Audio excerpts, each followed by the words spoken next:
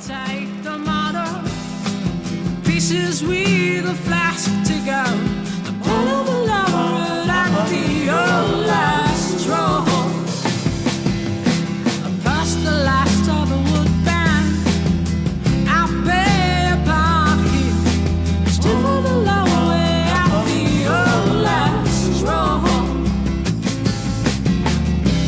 Farther on, farther on at the old last row. Farther on, farther on at the old last row. Catch your breath at that bay, at first vista of the law. Not far from the high road at the old last row. Dur tes cœurs, première et deuxième partie. I feel them both directions at the old last row. Farther on, farther on at the old last row. Farther on at the old last row. Farther on, farther on at the old last row. Farther on at the old last row.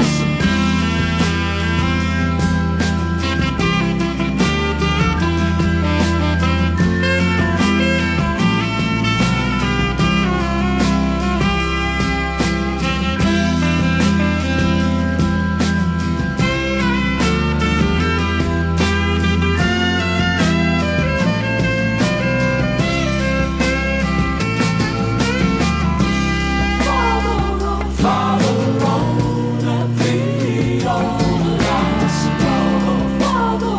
Farther on at the old last row. Inch by inch I get there. A truck and me on the right.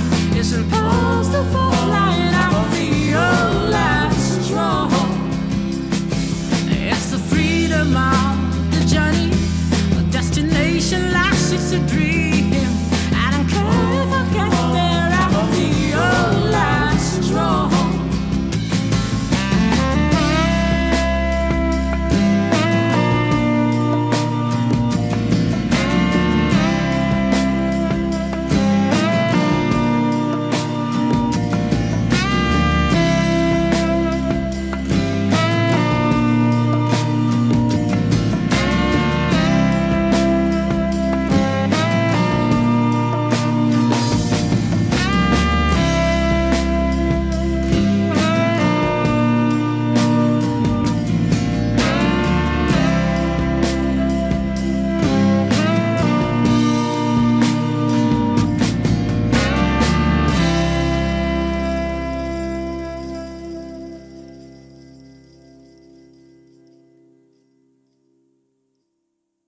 So welcome to tonight's episode of Real People.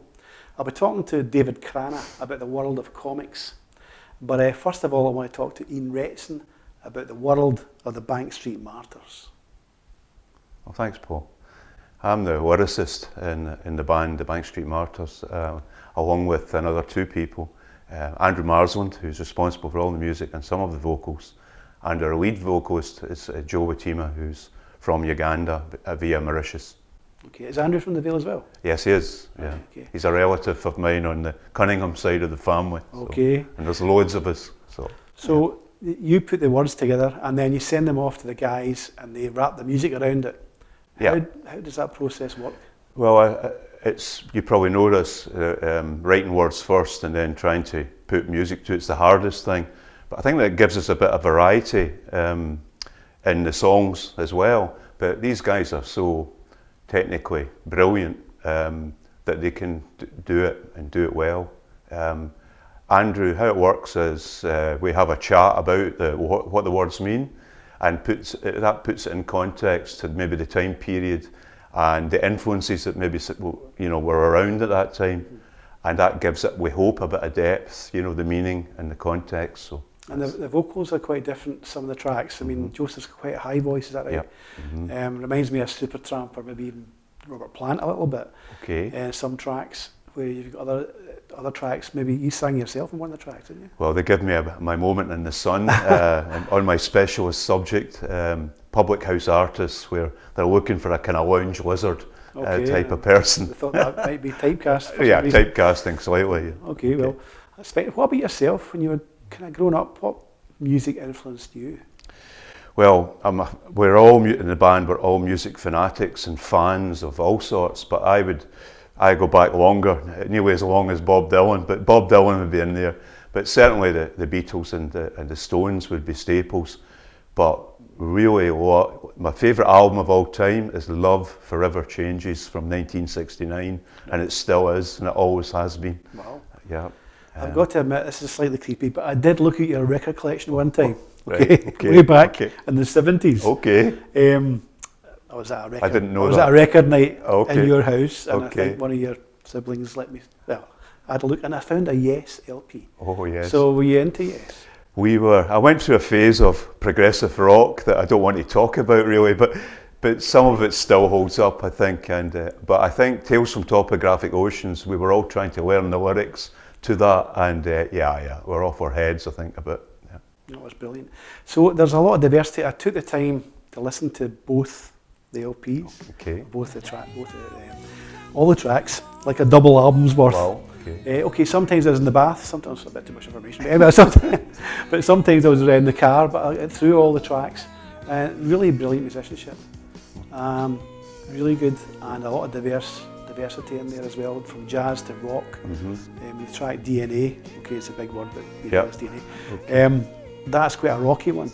Yep. And other tracks like Torpedo Factory. Yeah. In fact, can you tell us a bit about Torpedo Factory? Yeah, it's a reflection on the jobs that have been lost from what was a great industrial area with a long tradition going back all the way to the mills. But it was the end of the industrial era when I was kind of becoming a teenager, and thereafter there was a second coming. The American companies came in, but they kind of didn't really stay long. It was a kind of false dawn, and they left with the grant money. So Torpedo Factory is can be seen maybe as a memorial nearly to these glory days, and that's what I sing about in that song, or what I write about in that song. And Joe delivers it brilliantly, I think, along with there's a guitar piece at the end. I was going to say there's a bit, reminds me of Hendrix at the end, Yeah. Ella White, whoever it was, up Oh, there wow. doing it. Okay, so that's great, because that was exactly what we talked about, Andy. We want a piece of music that's like Hendrix bringing the American national anthem back to the black people of America. This was bringing Loch Lomond, if you like, back to the natives, and the work back to the town was the kind of idea behind that. I mean, some of the tracks, all the tracks, relate to the area, I would say. Yeah. Whether it be nostalgic wise, or even some are a wee bit dark because you kind of miss things that were there before and things have changed. Yeah. We've all seen it in the area. Yeah. And this particular cover, which is your second album, right? Yeah. Is Mitchell Way, I guess. Yes. And well, it no longer exists. Yeah. But that's how it looked just not so Yeah. long ago. Who was the artist for this again? It's a guy called Scott Walker, believe it or not, who's a Really? but not the The Scott Scott Walker. But he's known as Scott Wingnut Walker, and he's a local artist and fabulous. Yeah. I've seen his Yeah. stuff on Facebook actually. Mhm. I didn't realise he'd done that one. So you've designed this cover here, and you've got the tracks on various platforms, haven't you? That's right. They're on all streaming platforms. They're on Bandcamp, which is better for us getting some sort of money. Yeah. And the CDs are available as well. And what's the best way for people to kind of buy the music? Well, to buy it, Bandcamp would be the best, but they can buy it obviously on Spotify if they're already members, or any of the streaming platforms. But also the CD will make available if you get via the website and the contact screen there. But what it's all about, both albums are a love letter to the Vale of Even. And although we're critical in some ways, we think, we need to realise what the problems are before we can do anything about it. Mm-hmm. So it's a reflection of maybe things have closed down since it was in its glory years in the 60s, including buildings and heaven forbid, libraries, you know, and hospitals and all of that, and it's a wake-up call. The name itself is a kind of sarcastic reference to the fact that we didn't stand up and stop them knocking down Bank Street back in the day. So Dormitory Town refers to what it could be like here. That's it, you know, we need to think about the people who live here rather than just sleep here, you know, given that globalisation, like many places, has taken away jobs and all of that stuff. But town planners need to think of more than just houses in the area. So that's where that comes from. Okay, but there's humour as well in the tracks. I hope so. I think so, and I think I've got to ask you this. You know, have you still got some artefacts from Molly Mandy's? You might be. Well, which is one of the tracks, by the way, in case anybody. I Love You, Molly Mandy. It's a bit of tongue-in-cheek reference to a ladies' undergarment shop in the Vale of Even. All us young lads were very interested in from afar. And one of the lines in it, of course, is "I still wear those camis to this day." I have no idea what that means. Okay. But are you guys actually going to be playing live? That's about to happen in a short space of time. The Borough Bar's coming up, Okay. And then we will be going around the local area and then beyond that. Yeah. Okay. So I've got a couple of copies here. There's 2 CDs out. One came out in 22, I think. That's right. Which is this one here. That's right. Okay, what's that one called again? Leaving the Vale. Leaving the Vale, of course it is. And which you did do for a long period of time and came back. Correct. And the new one is obviously Dormitory Town, which this is the cover of here, this great picture. Right. Yeah, if you can, have a listen to this, people of the area. It's even better if you can get the lyrics off of the website, which you can do. That's right, yeah. Put the lyrics on, look at them and listen to the track, get the full experience. I would get proper headphones on, don't just listen in the bath. And, you know, hopefully we can come and see you guys playing live. I look forward to it. Thanks for coming. Thanks very much for the opportunity, Paul. Thank you. So here is that track, Dormitory Town by Bank Street Martyrs.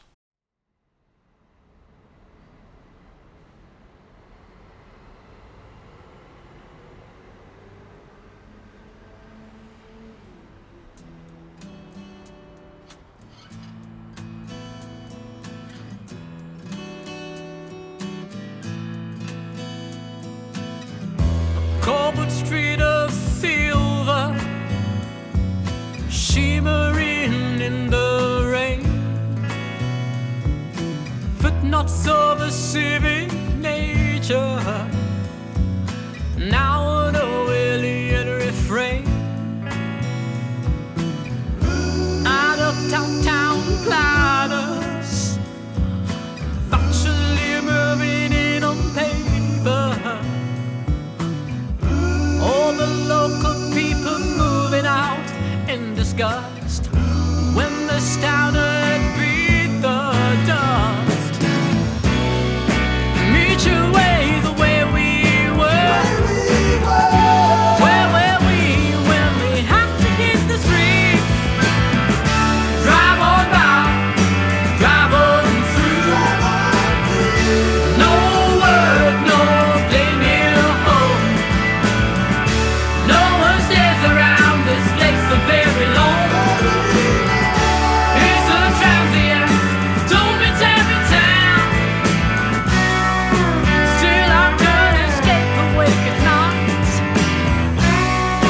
dreaming to the trumpet sound.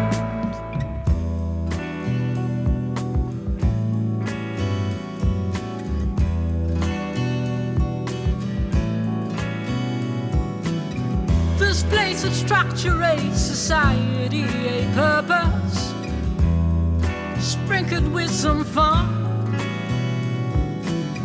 This town once had quite a rhythm. Head down and now it has none. And the street is faded, gone. Oh, Susanna, never to return. Now we have the ring road, around the through road, busting by a dormitory town. Meet your way the way we were.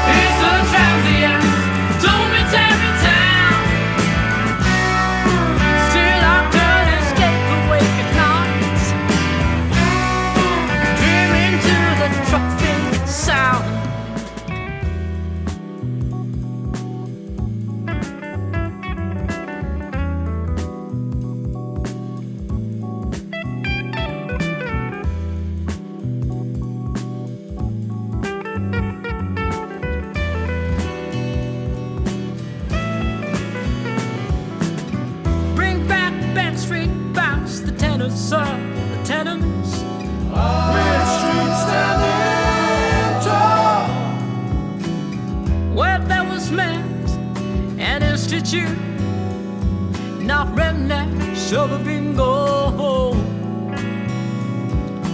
It's an easy place to get out of, sleepwalking in this nightmare. One way on a single train track, that fast stairway to nowhere. Look back and I'ma build our future back. Meet your way the way we were. Where were we when we had to hit the streets? Drive on by, drive on through. No word, no blame here home. No one stays around this place for very long. It's a transient, don't be every town.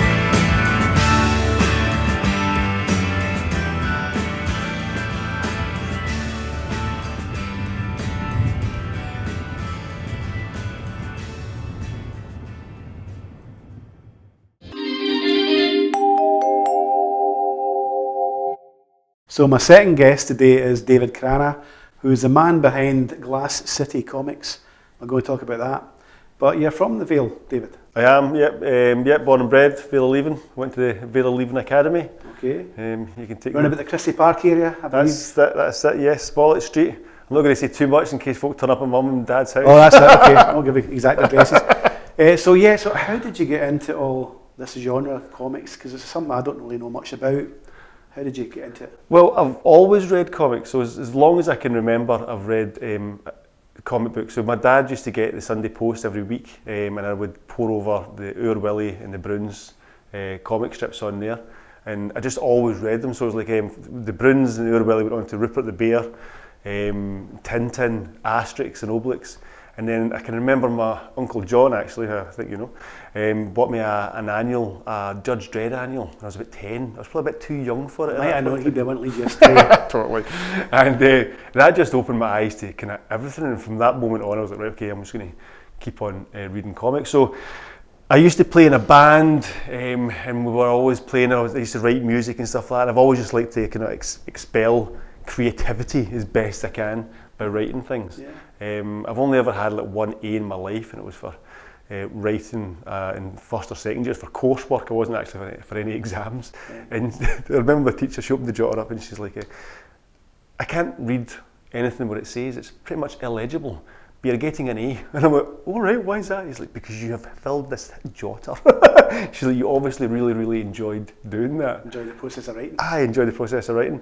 And so we were playing in a band, we were jamming away, and things happen and you kind of move on and stuff. And I just wanted to expel some more creativity. And I started in the back of a check pad, just started writing stories down. So you joined your love of comics from childhood, I guess, onto your love of writing and kind of merged the two. Basically. Now, I remember, I've got to admit, every Christmas getting a Rupert Bear annual and a Beano annual. That was the annuals you waited for, wasn't it? That was it, aye. And then, of course, you went on to Judge Dredd, which is a different kind of style. Mm-hmm. Would you say your comics are kind of quite dark then, more kind of Marvel-like? Or oh yeah, they're definitely, they're for the mature reader. Don't give this to your children. Right, okay, so it's good to know. We'll just let people see the comics. Well, this is, and these aren't just what I would sort of call a comic. When I was a kid, a comic was something like the Beano you got off, and it was paper based. It was probably printed in Dundee somewhere like that. But this is more of a book in a way, really well put together and great artwork. Do you want to talk about some of the artists that are involved? You're not doing the art yourself. No, so I can't take any credit for the glorious artwork. I wish I could, but unfortunately I can't. So Roman Gubsky is the artist. I met Roman Gubsky online. He was actually living in Costa Rica when I met him, and he posted up a picture just saying, I'm new to this kind of artwork, this comic book thing. Would anyone like to work with me? And I posted out, said, I'd love to work with you, but I can't really afford to pay anything at the moment, which is a kind of taboo thing to do. And he's like, well, let's have a look at your script and we'll talk about it. So I sent him over a script. He absolutely loved it, and me and him agreed to do the first 20 odd pages just together over the course of 2 years, basically. Wow. And at that same time, I met Ryan Bielik from California, and he's a letterer. So it's a pretty much worldwide affair. So the comic artist doesn't do the lettering. No, he separate just thing altogether. Yeah, separate thing altogether. Yeah. So, if you read the credits in a comic book, you can have everything from penciler, inker, colorist, or this may not be in the correct order. Penciler, inker, flatter, colorist, letterer, writer. And it goes What does on. a flatter do? So a flatter does the flat colours. Don't ask too much because I don't know. And then someone else will pop those colours out. All right. So, So it's if you- that jumps out almost like texturised. Aye, well, no, not quite texturised, just more shaded and more toning, I believe. But I'm not 100% sure exactly what that is. But if it's just myself as a writer. Roman does the art and the colour, and Ryan does the lettering. I was looking a wee bit into the comic industry, which I knew nothing about really. We've all seen the Marvel movies and stuff like that. Of course. And we all watched Batman, and I certainly did when I was a kid and stuff. Yep. But it seems to be worth quite a lot of money. I mean, I think 2022 comic industry was worth about nearly £16 billion. Wow, that's insane. And it seems to be on the up as well. They're predicting it's going to be worth about, nearly twice that at some point. To what extent are you tapping into that, or are you just running separate to all that? Well, I mean, I would obviously love to tap into that if possible. Of course, I'm doing it just for the fun of it. It's expensive to do it. It's an expensive hobby to have, but I am doing it just for the fun. Everything we've done so far has been crowdfunded through Kickstarter, which means that hopefully, ideally, I kind of just break even with what I'm spending and what I'm earning. I don't make any money off the back of it. Where can people access your material? So, I mean, you can buy everything online. So I've got a Big Cartel page, which is glasscitycomics.bigcartel.com, and all the books are on there. The final volume is going to be available. I'll be launching the Kickstarter roughly about March or April this year. But you can sign up to that just now on a notify page. If you go to my Instagram page, there's a link on there. You can click on there and click to be notified of launch, and that will hopefully be the final volume this year. To make this, you're talking about a couple of years' work, sort of thing, really. Oh yeah. So the first one was due to launch in March 2020. Oh no, sorry, April 2020. Of course. And then Yeah, we all know what happened. we all know what happened there. The pandemic hit, so I held off a little bit. And then in June or July 2020, I launched it. Went great guns, to be honest. I think everybody's at home just getting 80% of their wages and nothing else to spend it on. So you'd sold quite a lot online, basically. Yeah. So I sold most of them online. And what does some of this sell for? So that should really go for about £15, but I sell them for about £11. Right. Okay. And it's. I mean, you see. I was watching. I was trying to think connections to comics as well. Big Bang Theory. You see them going in there and they're buying in the comic store. Yeah. Do you still get comic stores? Oh, of course, yeah. So Forbidden Planet, if you go into Glasgow Forbidden Planet, you'll see both Glasscity Comics, Volume 1 and Volume 2, and also this Glasscity, Tales from the City, which is an anthology. So that's in Glasgow, Forbidden Planet. So before the Missing Girl story, there was other stories as well? Well, no, I've done that in between it, actually. Oh, okay. So I've got this one to finish, and that'll finish off the story of the Missing Girl, and then I just done a wee kind of 22-page issue 0 version of the Tales from the City, which is just a wee kind of teaser of what to expect in the future. And you're basing this on like a fictional Glasgow? Yes. So set in Glasgow. Yeah, where's it set? Right, okay, so it's set in Glasgow, but what I've done is I've changed, because I painted such a dark and horrible picture of Glasgow, I was like, I don't really like doing this. So I changed it to Glasgow, so the way the Gaelic spelling. So basically, in this version, which is 100 years in the future, Glasgow and Edinburgh, basically the whole central belt, are one big mega city called Glassborough. And the Glasgow side is nicknamed Glass City by the locals, because it's a violent hellhole. I'm just guessing what the last bit means. Exactly. And so Gabriel Gatti is a detective, and he's mourning the loss of his missing kid 5 years on, and he stumbles on a case that mirrors his own, and he delves deeper into an already dark and sinister city. Right. I also looked online at something you'd done around Christmas, and you'd done like a blog, or you'd written some material, and you were seeing the darker side of Christmas. Mm-hmm. And you seem to be good at that. You seem to be good at like oh, that looks a nice wee picture there. Ah, yes, but what if this happens? Aye. Is that the kind of thing you like? Yes, 100%. I mean, my wife hates me for this kind of stuff, but I always try and see kind of between the lines. What was it I said on there? I'll stay between the cracks of the good and the bad, or something like that. Aye. Something along those lines I said, I can't remember. Yeah, the world isn't always rosy, I think, and capitalism just annoys me. Okay. But I mean, I'm thinking Gotham City and stuff as well. Obviously, there's links going through your brain. But yeah, I think it's an interesting concept. It's really well done. I would recommend MD to have a look at these comics. They're very well done. Not for kids. Not for kids, no. 16 and above. Yeah, 16 60.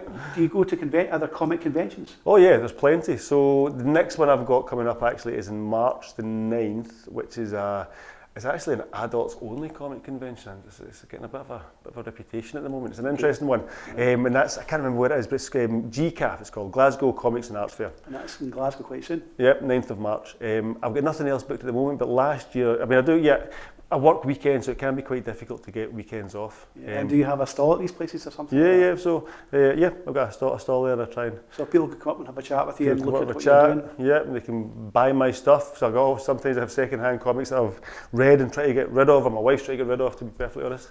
You get a wee bargain from there. Yeah. So just finally, how do you see the future going for yourself with this, and what would you like to happen? Well, I would love if I could do this full time. It would be ideal, but I don't ever see that happening. For me, it's just fun. It's a great community to be in. I will always, where possible, try and write comic books. I'll always try and base them in Glasscity. That'll be my niche, if you like. I have written for different anthologies, DUI 2 and 3. This is Drawn Under the Influence, which is a huge, big comic anthology, and done other wee stories here and there for different people. But when it's my own stuff, it'll be based in Glasscity. Well, David, I'd like to just thank you for coming on. My pleasure. And people can pick up these comics either at the convention or online with your website. Well worth a look and a read. And again, thanks for coming on, David. No worries, thank you. Okay, thanks. Cheers. I'd just like to thank my two guests, Ian Retson and David Crana, for coming in to this episode of Real People. See you next time.